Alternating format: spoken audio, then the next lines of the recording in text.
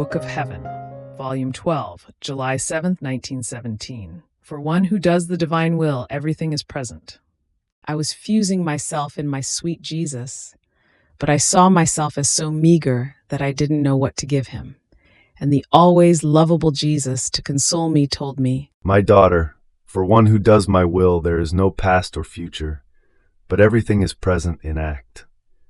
And just as everything I did and suffered is all present in act, in such a way that if I want to give satisfaction to the Father or do good to creatures, I can do it as if in act I were suffering and operating. In the same way, what the creature can suffer or do in my will is already identified with my pains and with my works, and they become one.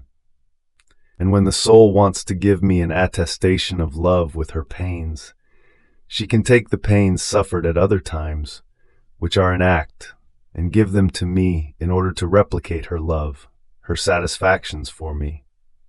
And I, in seeing the industriousness of the creature who places her acts as though in a bank, in order to multiply them and collect the interest to give me love and satisfactions, so as to enrich her more and not to be outdone in love, I will give her my pains, my works multiplied, to give her love and to be loved.